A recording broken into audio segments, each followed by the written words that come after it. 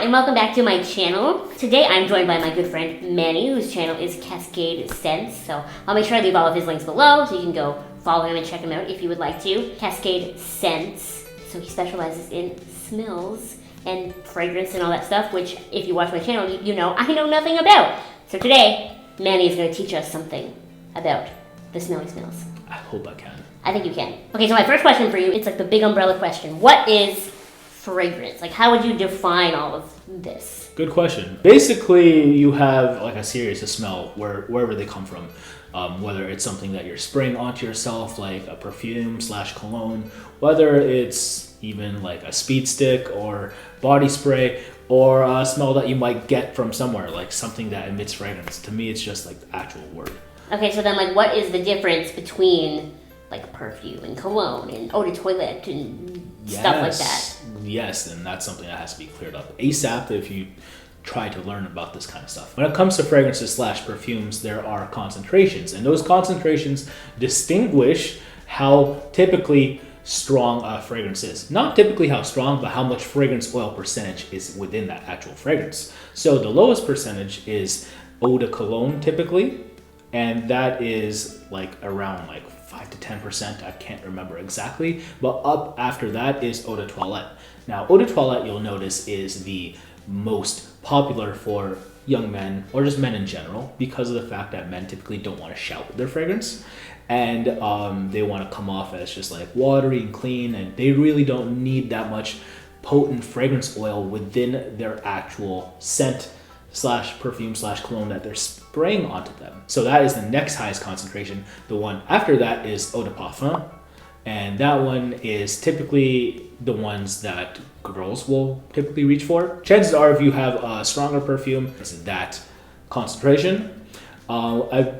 That being said, you have a lot of unisex scents / male scents coming up that want to be eau de parfum nowadays. So a lot of people's favorite scents, like for me, the one by Dolce & Gabbana, that's one of my favorite scents. That is now in a perfume version or eau de parfum version because people just want stronger stuff nowadays.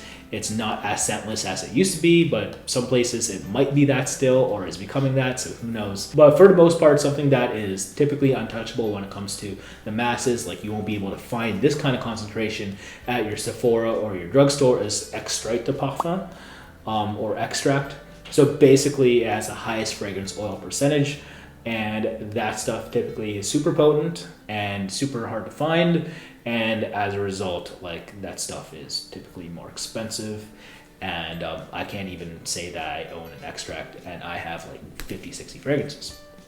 So yeah, those classifications are pretty much how much fragrance oil is in it, and typically if you have a higher classification like eau de parfum in comparison to eau de cologne, then eau de parfum has more smell to it. Not necessarily stronger, but there's supposed to be more smell to it. That being said, when it comes to the word cologne, that's a really interesting word because a lot of guys like to just refer to fragrances as cologne because of the fact that most fragrances at the time when that word was coined used that concentration, so it just kind of been grouped with just male fragrances in general, which is weird because most fragrances nowadays for guys are eau de toilette. So what do? Just call them toilets now? Well, they probably use cologne still because it does sound more masculine. So my next question for you is about these scents specifically. So what are notes? Notes are basically various types of smells that are specifically put onto a scent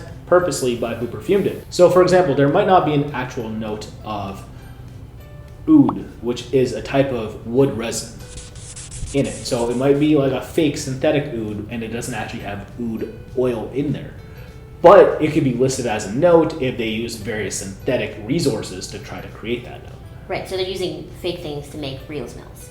Typically, yes.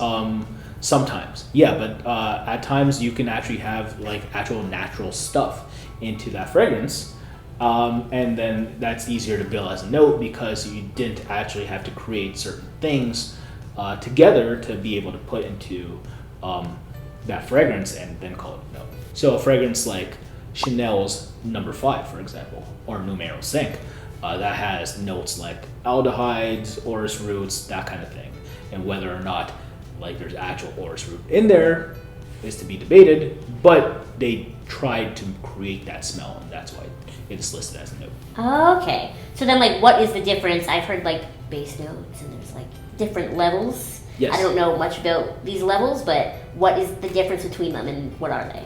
Easiest question so far. So basically, you have a series of notes that might be listed for a fragrance.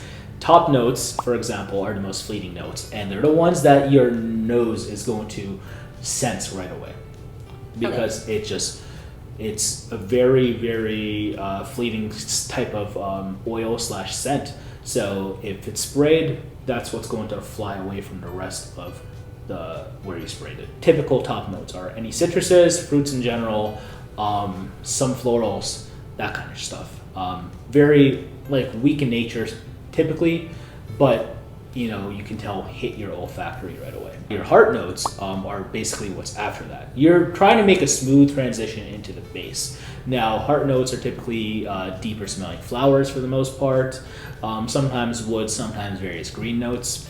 And eventually you get to the base notes, which are typically some of your sweeter notes because you want your fragrance to primarily smell like that, if not woods and other things like leather.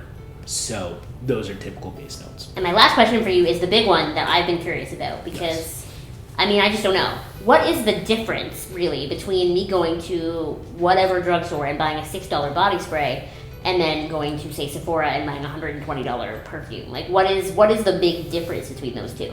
Yeah, absolutely. Typically, a body spray is something that you probably want to spray on right after you work out or something like that. It's geared towards athletics and stuff like that, and it has very fleeting notes or just fleeting ingredients in general. Very synthetic. Not saying synthetic is bad, but typically it's just something like that's not going to last. So if you're going on a night out in town and you are wanting to wear something flattering and stuff, and you think a $6 body spray will do it, depends on your skin chemistry, of course, depends on the fragrance, of course, that you chose for $6. But chances are you're probably going to be able to flatter someone better with something that is more night outy, or something that is just has a little bit more quality and character to it, and not as much thought and craft went into making those body sprays, and they're just hella easier to construct. Like literally when it comes to fragrances, like there's people who are kind of like authors behind these fragrances called noses or perfumers, and basically they get credit for the scents that they created. So you can look them up on a database called fragrantica.com as well as basenotes.com, and you can see which fragrances that they've done. And those guys went to school, universities. They were apprentices for this kind of stuff, and so it's like literally a trade for these guys. And because of the craft that they put into it and how much they're commissioned to do these scents for, typically they are of higher quality. They'll smell with more dimension. They'll last longer. They'll project out more, so people can actually smell them. It's just supposed to be a more flattering experience, typically. But when it comes to body sprays and stuff, it's not like those smell bad or are unsafe. Typically, they're the safest scents you can get. But they have a piercing quality to it that some people don't like, and sometimes they just don't get the job done when it comes to lasting. And it's just, when it comes to quality, when it comes to the art, that's what you're paying into. So you're paying for the work that went into it, essentially, rather than just like we threw some stuff that's not together in a bottle and sold it to you. Yeah, because the stuff that they kind of compiled is just going to be blended better with better ingredients, and as a result, you're paying for those ingredients and the craft and all that jazz. The difference between like a frozen lasagna and like one your grandma made. Yeah, there was a little bit more love put into that shit, you know? Yes. So. Okay, I get it now. I never got it before, but I get it now. Well, thank you so much for teaching us all about fragrance today, Manny. Oh, that was daunting. Fair play. Like I said before, I will make sure that I leave all of Manny's links down below, and I will link to the video that we did on Manny's channel as well. Make sure you leave us a comment down below to tell us what you thought, and to give this video a thumbs up, and you subscribe if you have not already. I will see you next time. Bye! Thanks again, guys.